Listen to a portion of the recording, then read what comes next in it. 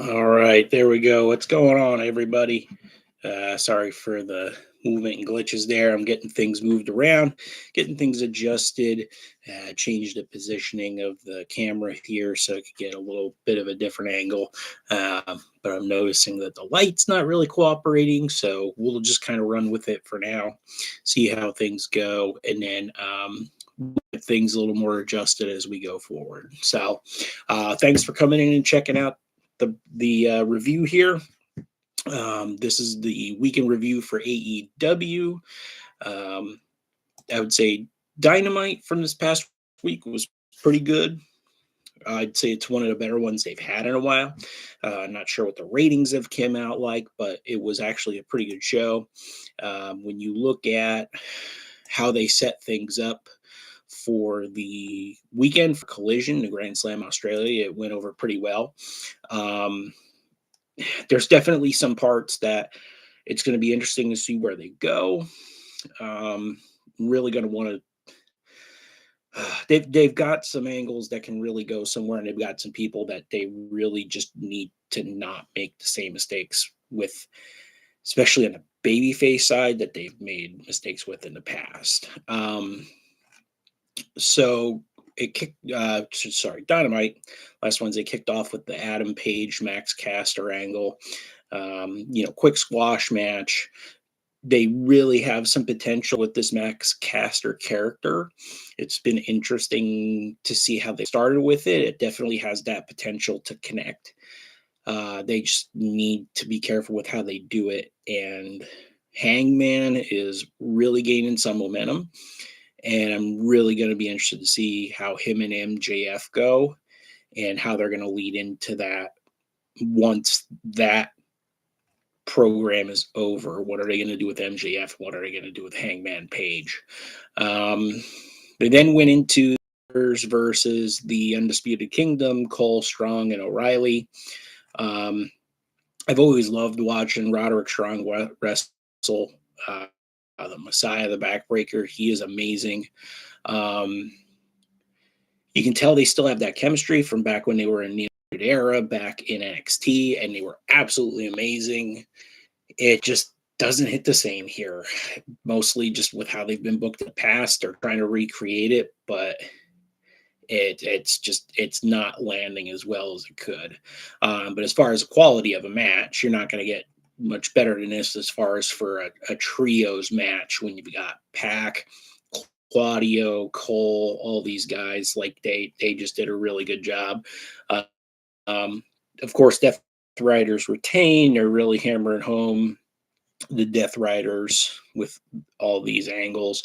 They started to beat down afterwards, and then Matt Menard and Angelo Parker come in for a run in to even the odds. So it'll be interesting to see where they go with that and how they're going to split off Death Riders going.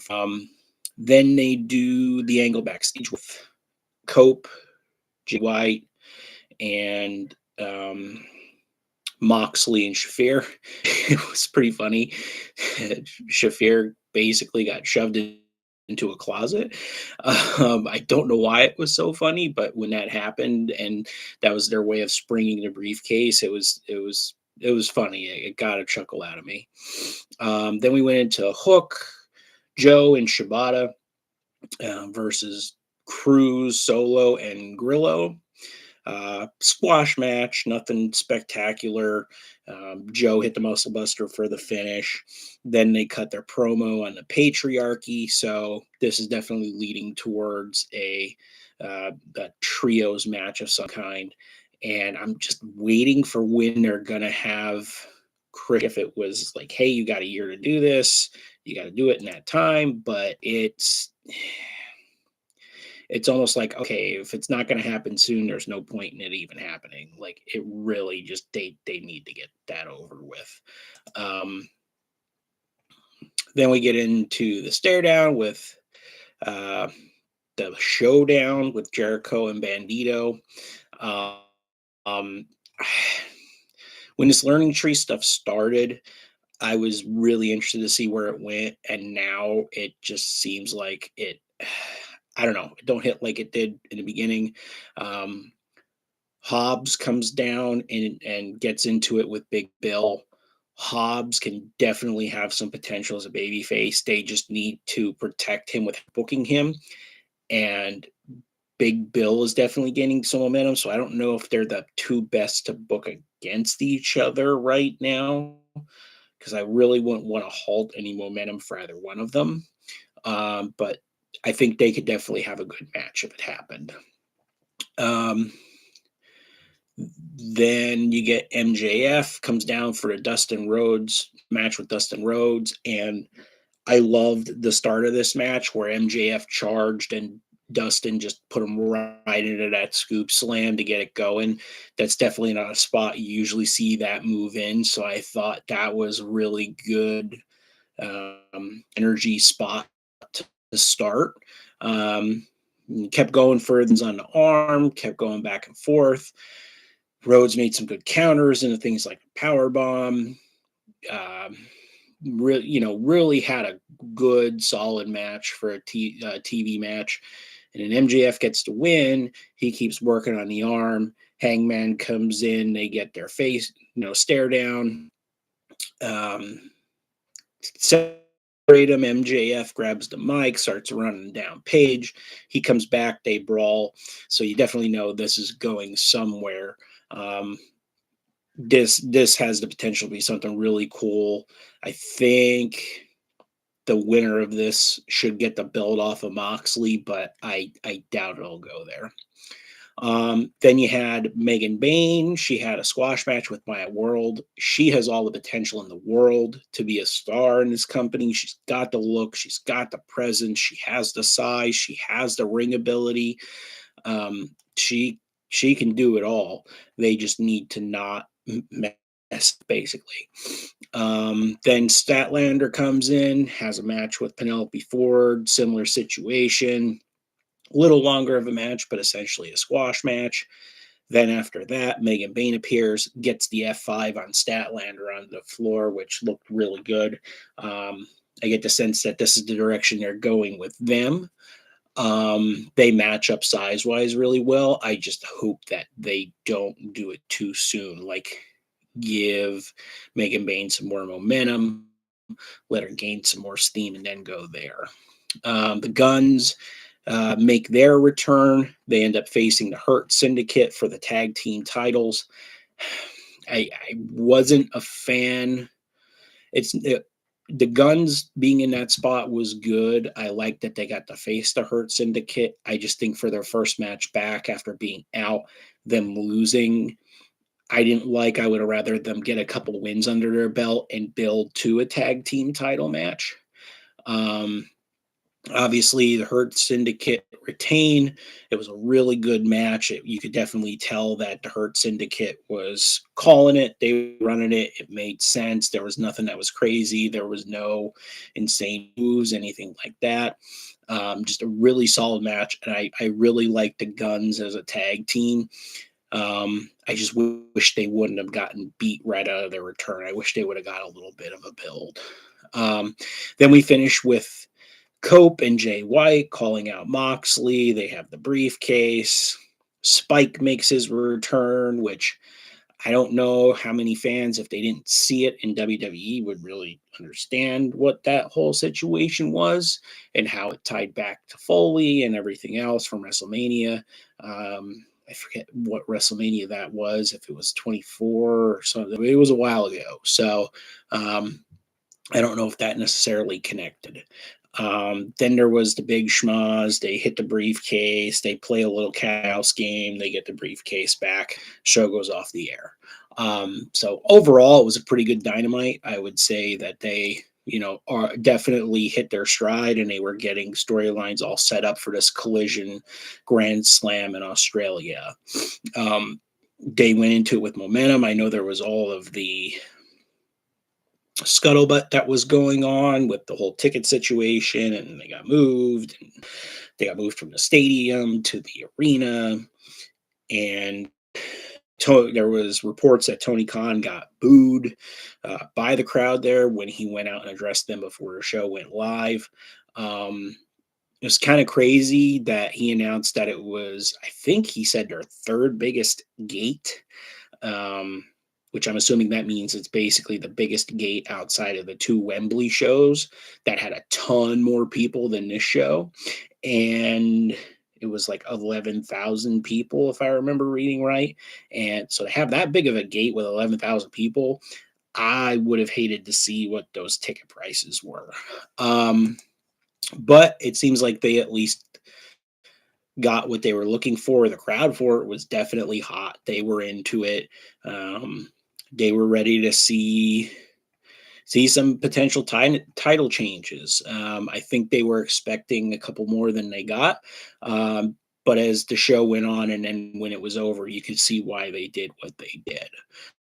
It started out with Takeshita and Fletcher versus Omega and Osprey. Of course, was going to be an amazing match because of who is in it. Um,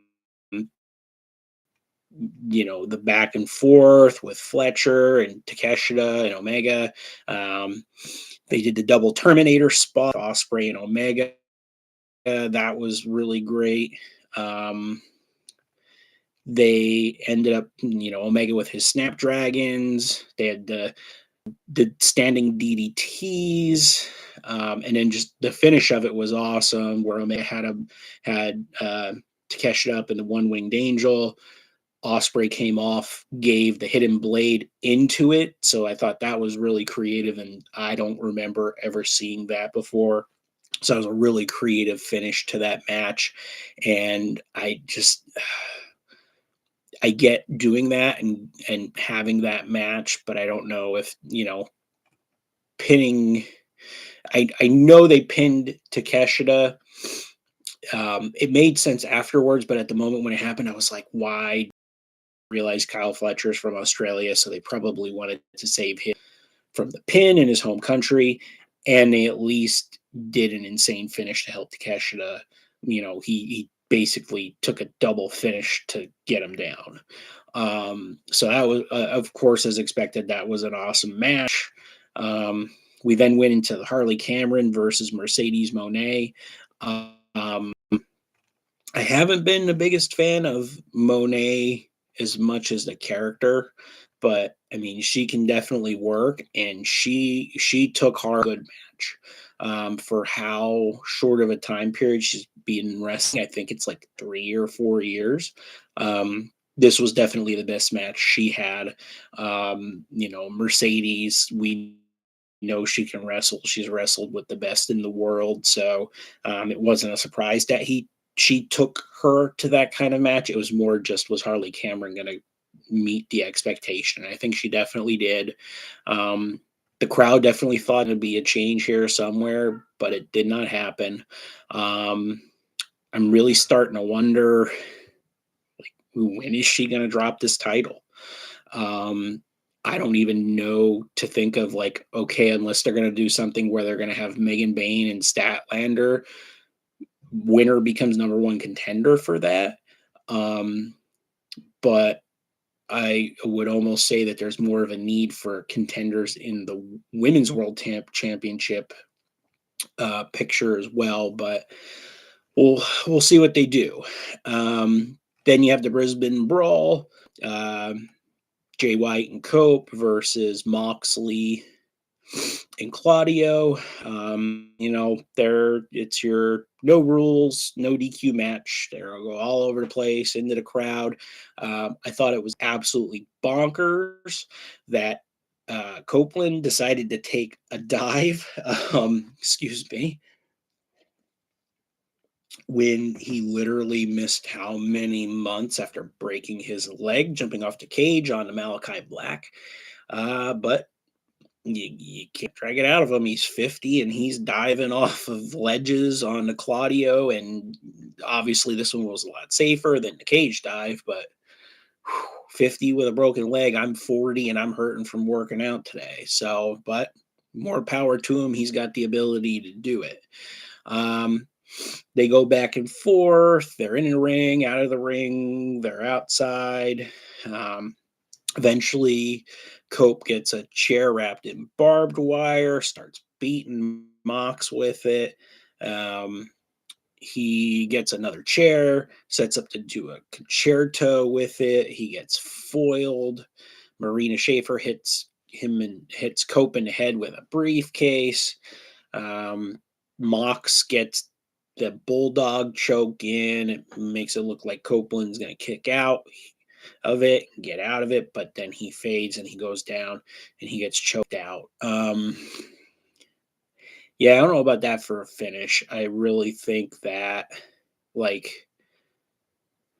Copeland has no gripes now. He can't be like, oh, hey, this or hey, that. Like, he got beat flat. Like, it was flat. So, um, yeah, it'll be interesting. The Death Riders thing really just, I mean, I would prefer to see MJF take that title, but he's a heel. He's the heel that gets over, but he's a heel, so it's a quandary right now. Um, and then you have Okada versus Buddy. Buddy looks like he killed his ankle or his knee or something. He got hurt somewhere in the match, but it obviously did not kill the quality of the match. The match was fantastic. I mean, it's Buddy Matthews and Okada. You're going to get a great match out of that 99 out of 100 times. They just they exchange blows. Okada was getting his moves in. Ended up kicking out at one point, which was really surprising. From Okada, or I'm sorry, from Buddy, did the curb stomp. Okada kicked out of the finisher. He hit Matthews Law, but then he got his leg on the rope. That got some heat. Then Okada finally finished him off, after the dirty kick to the groin region, got the Rainmaker and got the win. So there were reports that Buddy Matthews was helped out because of whatever that injury was. So hopefully he's not hurt long term for anything at this point. Then we go to Mariah May versus Toni Storm. Once you saw how this finished, you knew why the other folks from the country didn't win, because they really wanted to try to make that special, that for Timeless Toni Storm winning the belt, she got over and it was going to mean a lot more. So, I mean, for the what this was, it was a really good match. They went back and forth. I think they kicked out of finishers a little too much. It kind of got to that point where it's like, okay, what the heck? Then it was just inside cradle and ended up getting the win. So it was one of those where it was okay. Storm's got one, Mariah May's got one, so they kind of need to have that third match, and this was a way to not definitively end it.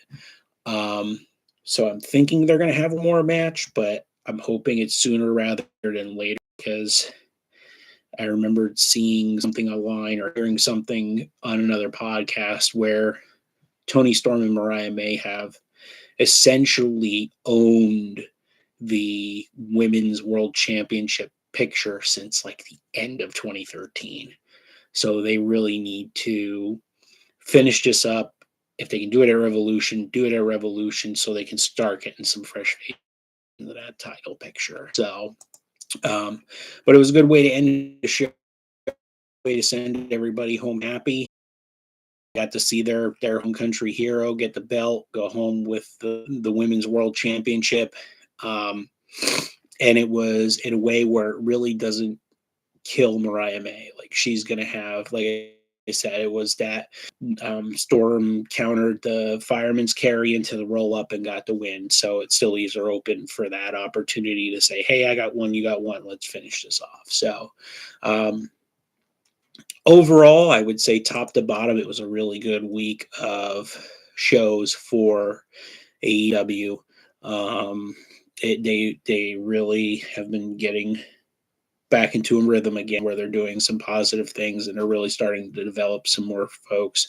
Like I said, I really want to see them protect and develop Powerhouse Hobbs. He's really awesome.